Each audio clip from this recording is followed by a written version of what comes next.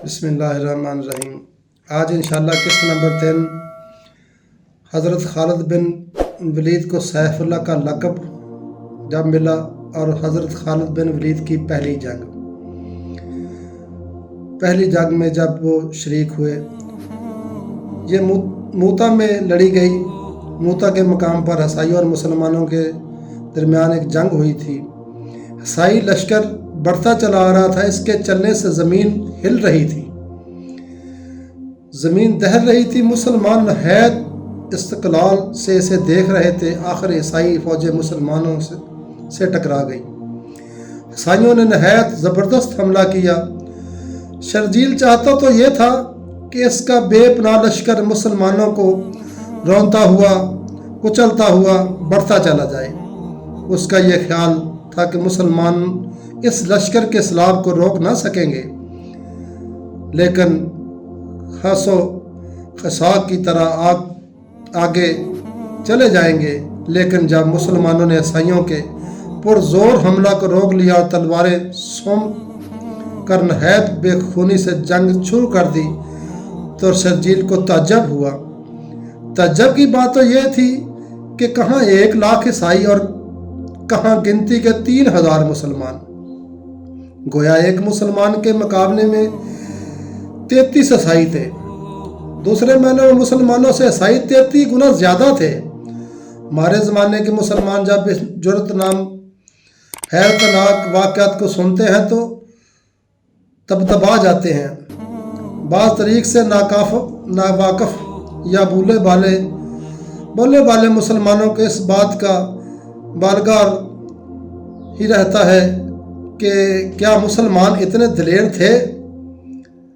बाज़ मुसलमान और दरियाफ्त करते हैं कि करूने अदना के मुसलमान ऐसे ही बहादुर क्यों थे कि एक आदमी 1000 दुश्मनों से जा टकराता था, और हम इस ज़माना के मुसलमान इस कदर कम हौसला पुश्त हिम्मत और बुज़दिल हो गए हैं कि दुश्मनों से तो क्या अपने साए से भी डरते हैं।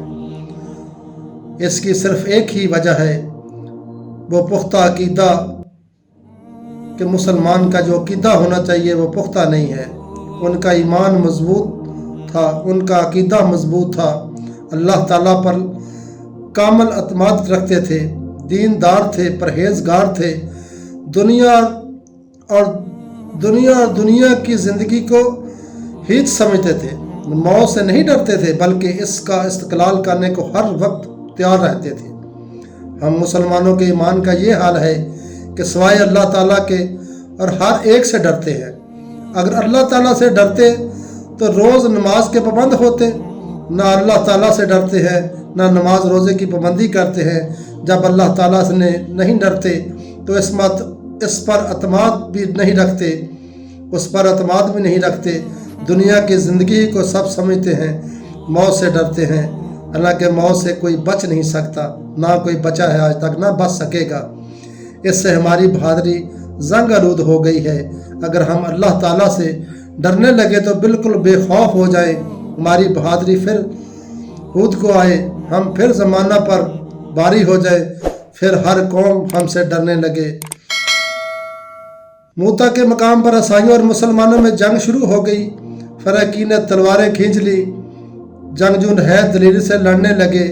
लड़ाई का जोर बढ़ गया। दूर तक जंग की आग मुश्तल हो गई। कश्तो खून शुरू हो गया। सर और दर कट कट कर गिरने लगे। हज़रत ज़ैन बिन हारसा रज़ियल्लाहु तआला अन्हु के हाथ में अलम था। वो अलम को हरकत देकर हमला करते और हर हमला में 1 या 2 ईसाई को मार डालते थे।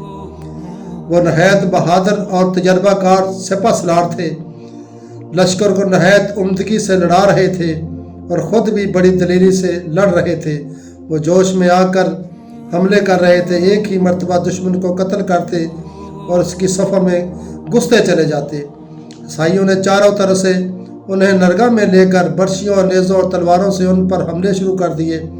हज़रत ज़ैन बिन हारसा ने बहुत से ईसाइयों को मार डाला। किसी ने उनके सीना पर नेज़ा मारा और वह शहीद होकर गिरे। इस्लामी अलम इनके हाथ से गिरने ही वाला था कि इत्तेफाक से हज़रत जाफ़र रज़ियल्लाहु तआला ने करीब पहुँचकर جلدی سے علم ہاتھ میں لیا اور اس جوش سے حملہ کیا کہ اپنے ساتھ والی صفوں کو الٹ دیا۔ بہت سے دشمنوں کو مار ڈالا، مگر عیسائی اس قدر زیادہ تھے کہ جتنے مرتے تھے اس سے دگنے پھر موجود ہوتے تھے۔ عیسائیوں نے حضرت جعفر بن رضی اللہ تعالیٰ عنہ پر بھی نرگا کیا، ان پر تلواروں نیزوں کی بارش کر دی، لیکن انہوں نے پرزور حملے کے بہت سے عیسائیوں کو کاٹ ڈالا۔ آخر عیسائیوں نے ان کے گھوڑوں کی کونچے کاٹ ڈالی۔ وہ پیادہ ہو کر لڑنے لگے۔ ان کے ایک ہاتھ میں علم تھا اور دوسرے میں تلوار ڈھال نہ تھی، اس لیے کافروں کا ہر وار زخم لگا جاتا تھا۔ اتفاق سے ان کے داہنے شانہ پر تلوار پڑی اور ہاتھ شانہ سے کٹ گیا۔ آپ نے بائیں ہاتھ سے علم سنبھال لیا، کسی نے آپ کا بایاں ہاتھ بھی کاٹ دیا۔ آپ نے علم کو سینہ سے لگا کر گردن سے روک لیا۔ ایک عیسائی نے آپ کی گردن پر تلوار ماری، آپ شہید ہو کر گرے۔ آپ کے جسم پر 90 زخم آئے تھے، یہ سب زخم آگے کی طرف تھے۔ اب حضرت عبداللہ بن روحہ نے علم سنبھالا۔ انہوں نے حضرت جعفر کی لاش دیکھ کر فرمایا کہ مجھے اس وقت ایک حدیث مبارکہ یاد آئی۔ یا رسول اللہ صلی اللہ علیہ وسلم نے فرمایا تھا کہ اعلیٰ درجہ کا جہاد وہ ہے کہ غازی کے گھوڑے کی کونچیں کاٹی جائیں اور اس کی لاش میدان میں خون میں تتر بتر پڑی ہو۔ اب حضرت عبداللہ رضی اللہ تعالیٰ نے نہایت جوش حملے کرنے شروع کیے، عیسائیوں کو پیچھے ہٹا دیا، لیکن ان کی نئی فوج پھر آگے بڑھ آئی۔ پھر خون ریز جنگ شروع ہو گئی۔ عیسائیوں نے حضرت عبداللہ رضی اللہ تعالیٰ کو چاروں طرف سے گھیر کر انہیں بھی شہید کر ڈالا۔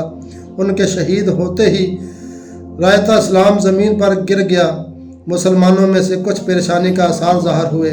حضرت ثابت بن اکرم رضی اللہ تعالیٰ نے عیسائیوں کو مار مار کر ہٹایا اور علم اٹھا لیا اور بلند آواز سے کہا، مسلمانوں اب کسی کو امیر اکثر منتخب کرو۔ بہت سے مسلمانوں نے کہا، یعنی ہم آپ کو امیر تسلیم کرتے ہیں۔ تو حضرت ثابت انصاری تھے، انہوں نے فرمایا کہ یعنی میں امارت کا اہل نہیں ہوں، بہتر یہ ہے کہ حضرت خالد بن ولید رضی اللہ عنہ کو امیر بنا لو۔ سب نے بلند آواز میں کہا، ہاں ہمیں منظور ہے، خالد کو ہی امیر بنا دو۔ حضرت خالد بن ولید حضرت ثابت سے فرمایا کہ آپ مجھ سے معزز افضل ہیں، جنگ بدر میں موجود تھے، آپ کے ہوتے ہوئے مجھے ہمارا زیب نہیں دیتی، آپ کے زیر علم عام سپاہی کی طرح خدمت اسلام کروں گا۔ حضرت ثابت رضی اللہ تعالیٰ نے فرمایا، تم شاہ سوار و تجربہ کار ہو، سپہ سلاری کے فرائض انجام دے چکے ہو، امارت کے تم ہی مستحق ہو۔ حضرت خالد بن ولید نے جب علم کو اٹھایا تو پڑھا، حسبنا اللہ و نعم الوکیل و نعم المولا و نعم النصیر کہہ کر علم کو اٹھا کر مسلمانوں کی طرف دیکھا۔ چونکہ اس وقت تک 3 امیر شہید ہو چکے تھے، اس لیے مسلمانوں پر مجوسی چھا گئی تھی۔ حضرت خالد بن ولید نے بلند آواز سے کہا، مسلمانوں جنت کے دروازے کھل گئے ہیں، عورتیں تمہارا استقبال کے لیے در جنت پر آ کھڑی ہوئی ہیں، جہاد کرو، جنت کے مستحق ہو جاؤ۔ یہ کہتے ہی انہوں نے علم کو حرکت دی اور اللہ اکبر کا نعرہ لگایا۔ تمام مسلمانوں نے اس نعرہ کی تکرار کی اور سب نے نہایت جوش اور قوت سے پرزور حملہ کر دیا۔ خون ریز جنگ شروع ہو گئی، سر اور داڑھ کٹ کٹ گرنے لگے۔